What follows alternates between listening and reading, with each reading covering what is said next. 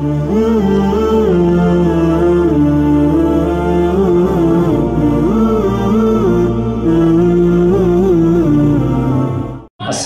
আলাইকুম ওয়া রাহমাতুল্লাহি ওয়া বারাকাতুহু।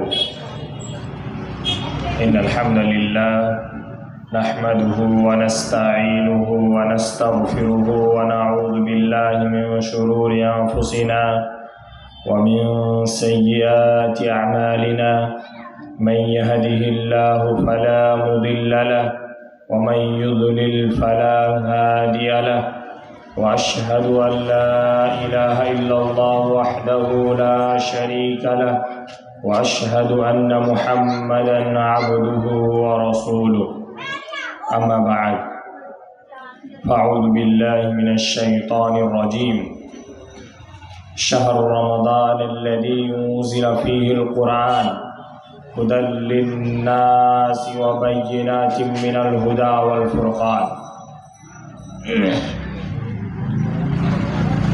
সম্মানিত মঞ্চে উপস্থিত উলামায়ে কেরাম ও ছোট বড় ভাই ও বন্ধুগণ, প্রশংসা মাত্রই আল্লাহ রাব্বুল আলামিনের। শান্তি বর্ষিত হোক মুহাম্মদ সাল্লাল্লাহু আলাইহি ওয়াসাল্লামের প্রতি। আল্লাহুম্মা সাল্লি আলাইহি ওয়া সাল্লিম বারিক। সম্মানিত শ্রোতাগণ, আজকে আমি সংক্ষিপ্ত সময়ের মধ্যে যে গুরুত্বপূর্ণ বিবরণ তুলে ধরার চেষ্টা করব তা হচ্ছে রমাদান এর গুরুত্ব।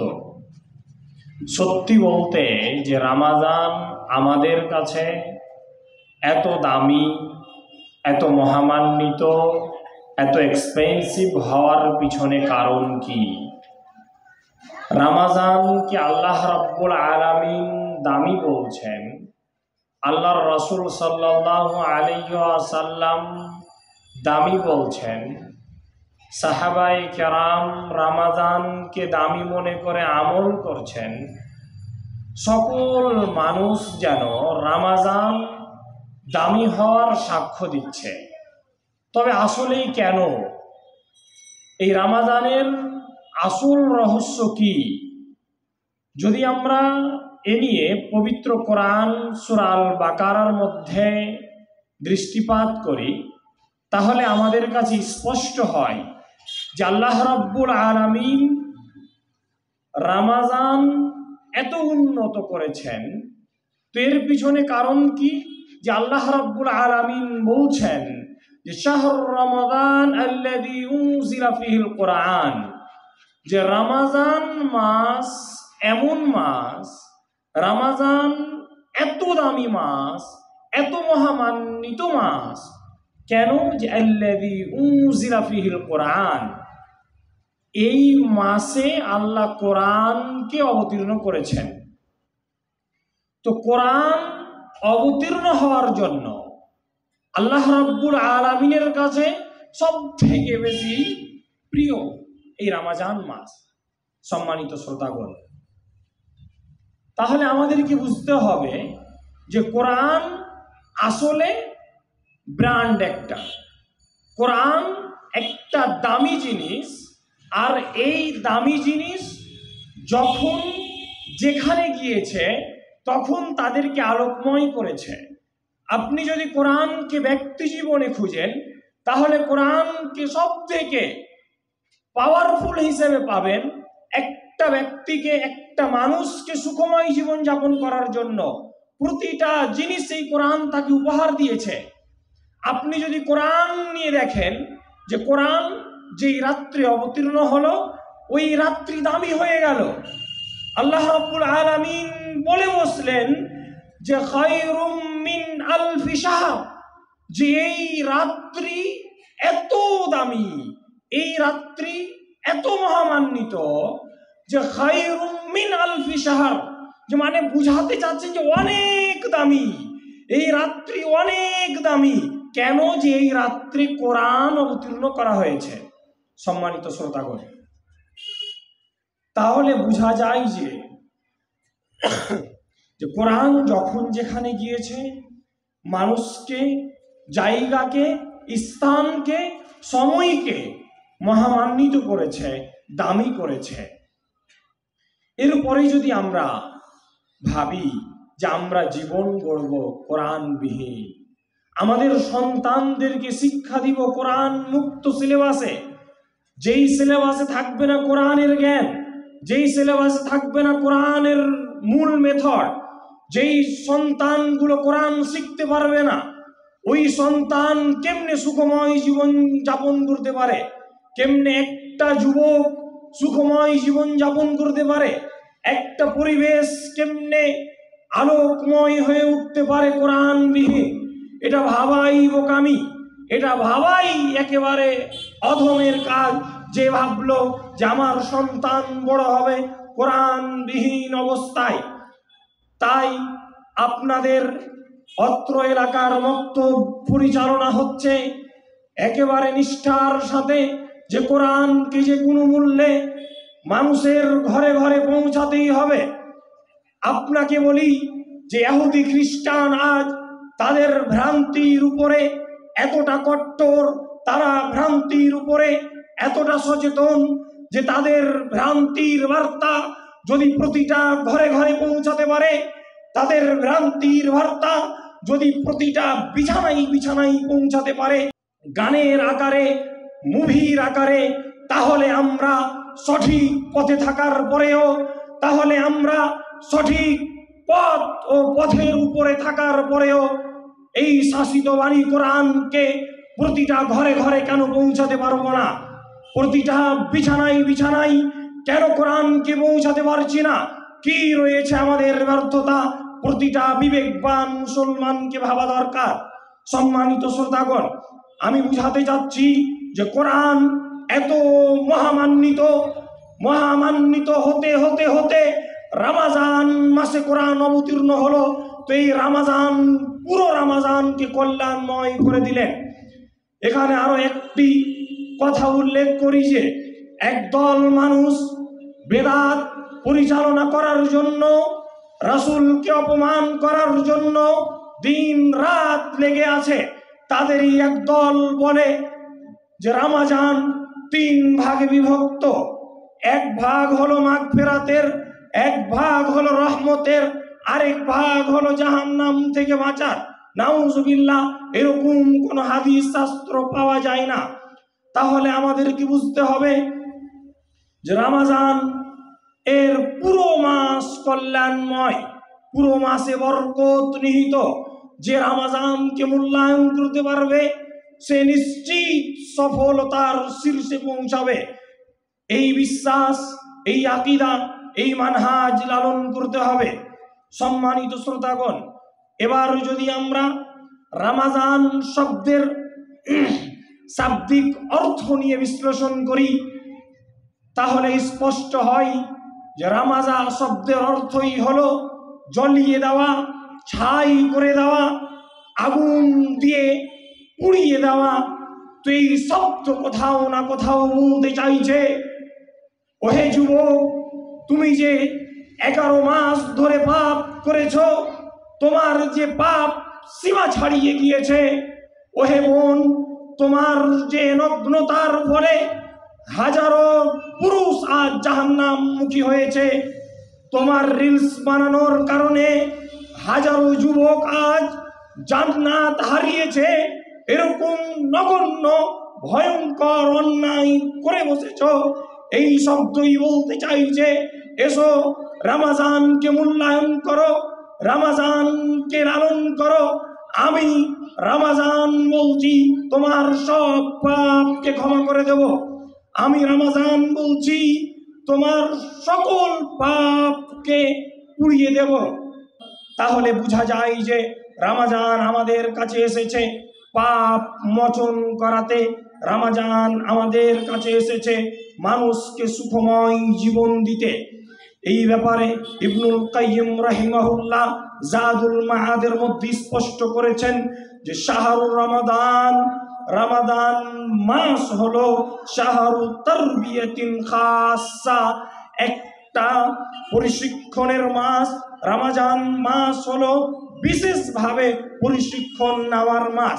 মানে বোঝা যায় যে কেউ যদি রমজানে সত্যিকার অর্থে আল্লাহকে খুশি করার জন্য 5 ওয়াক্ত সালাতি হয়ে থাকে, তাহলে বিশ্বাস করুন সত্যিকার অর্থে যদি আল্লাহকে সন্তুষ্ট করার জন্য করে থাকে, তাহলে রমজান চলে যাওয়ার পরেও ওই ব্যক্তি মসজিদের সাথে সম্পর্ক রাখবে, আল্লাহর সাথে সম্পর্ক রাখবে।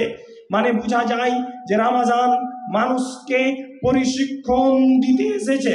তারপরে তিনি বলছেন যে তুতাহারু ফিহিল আরওয়া, এই মাসে আত্মা পরিশুদ্ধি লাভ করে।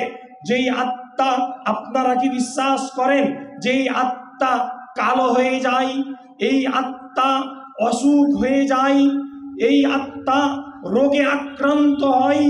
আপনি একটা বই পড়তে পারেন, তাজকিয়াতুন নফস, আত্মার পরিশুদ্ধি।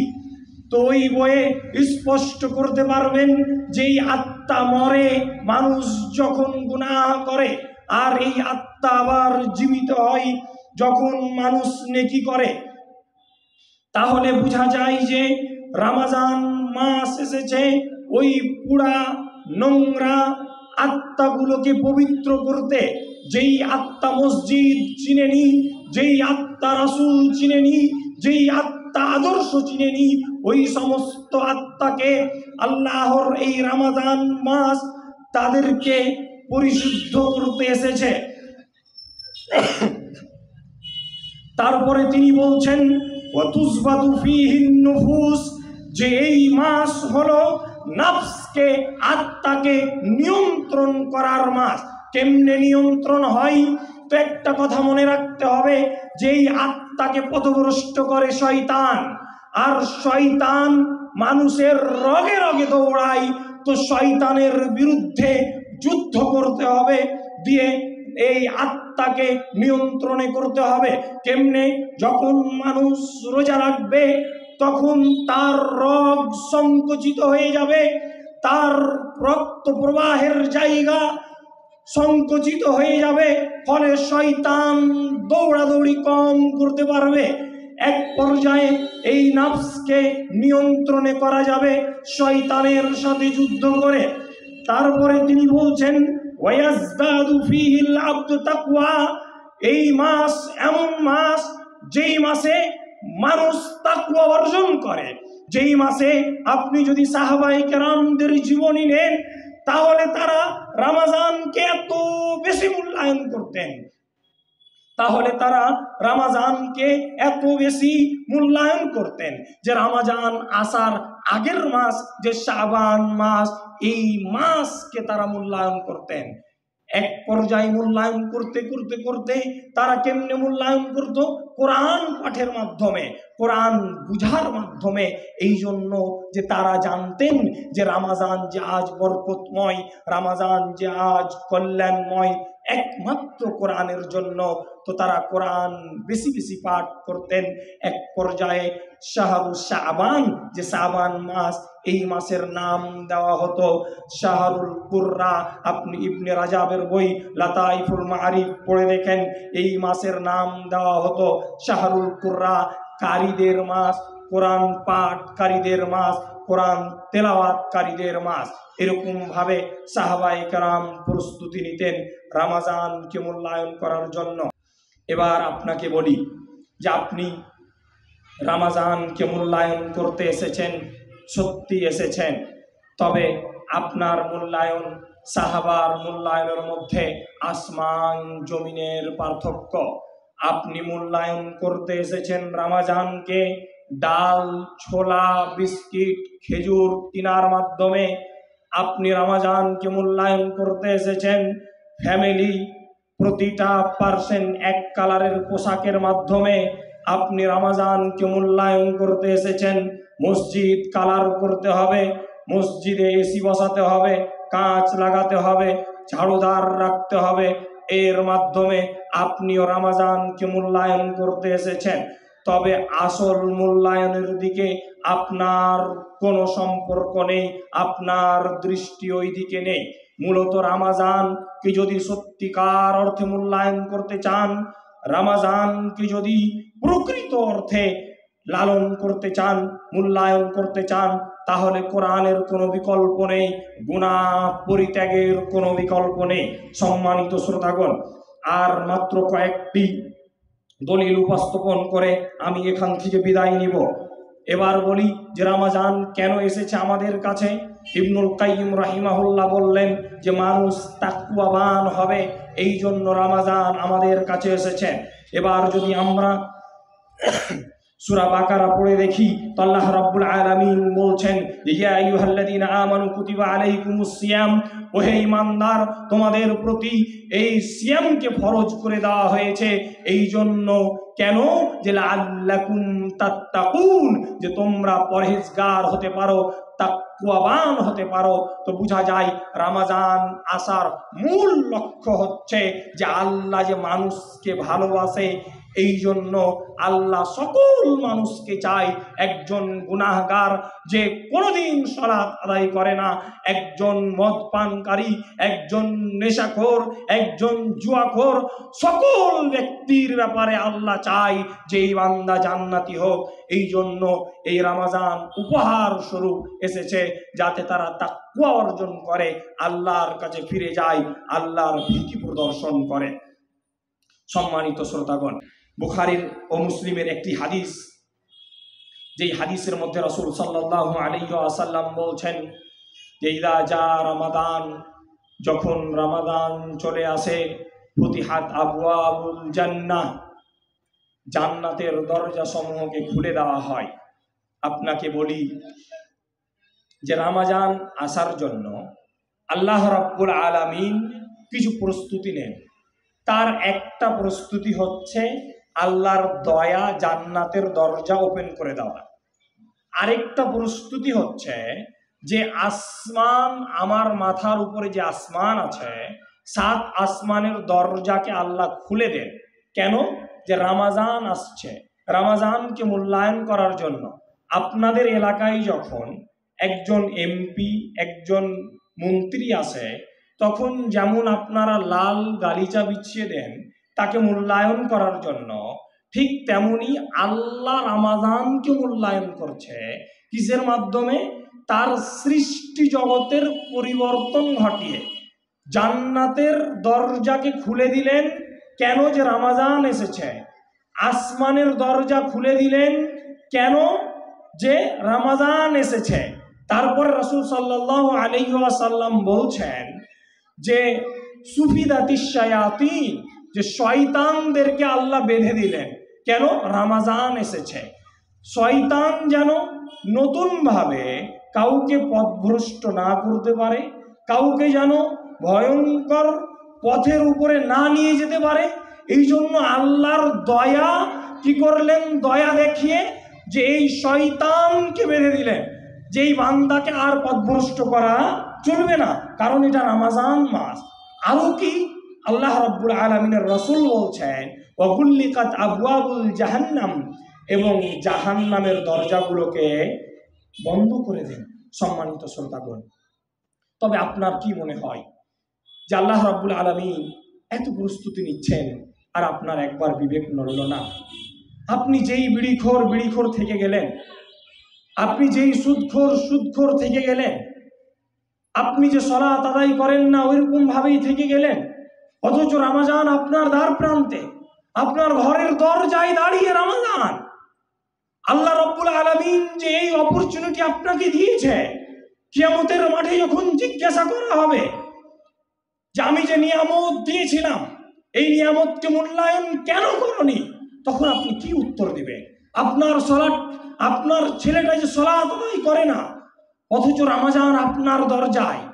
সম্মানিত শ্রোতাগণ, আমাকে আপনাকে বুঝতে হবে যে রমজান আমাদেরকে নতুন কিছু দিতে এসেছে। রমজান আমাদেরকে আত্মার পরিশুদ্ধি দিতে এসেছে, আমাদেরকে জান্নাতমুখী করতে এসেছে।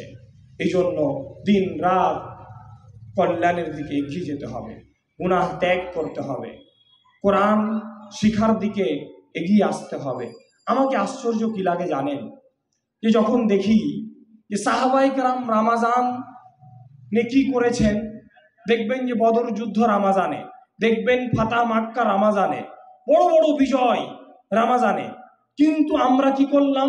রামাজান এসেছে, চলো মাদ্রাসা ছুটি দিয়ে দাও। রামাজান এসেছে, চলো মক্তব ছুটি দিয়ে দাও। সব ছেলে ফোন এবং ডিভাইসের পিছনে আসক্ত হোক, সকল মানুষ শয়তানের দাসত্বে লুটিয়ে পড়ুক, এই কনসেপ্ট আমাদের। কিন্তু আমরা কেন এটা ভাবলাম যে রামাজান আমাদেরকে কল্যাণমুখী করতে এসেছে? যেই সন্তানটা 2 বছরে কোরআন মুখস্থ করত, রামাজান মাসের বরকতে সেই সন্তানটা অনেক আগে কোরআন মুখস্থ করবে। যেই বাবাটা কোরআন পড়তে জানতো না, আপনি বিশ্বাস করুন রামাজান তার জন্য কোরআনকে সহজ করে দিবে। আপনি পদক্ষেপ নেন, নিশ্চিত হবেই হবে। এই কয়েকটি আশা আপনাদের সামনে রেখে আমি আমার সংক্ষিপ্ত আলোচনা শেষ করছি। আল্লাহ রব্বুল আলামিনের কাছে দোয়া করি, রব্বুল আলামিন তুমি আমাদেরকে রামাজান এর কল্যাণমুখী বানাও। এই রামাজানকে আমাদের জীবনের নতুন কিছু অর্জনের মাধ্যম বানাও। এই রামাজান আমাদের জান্নাতের যাওয়ার পথ বানাও। আমিন। ওয়া আখির দাওয়ানা আলহামদুলিল্লাহি রাব্বিল আলামিন। আসসালামু আলাইকুম ওয়া রাহমাতুল্লাহি ওয়া বারাকাতুহু।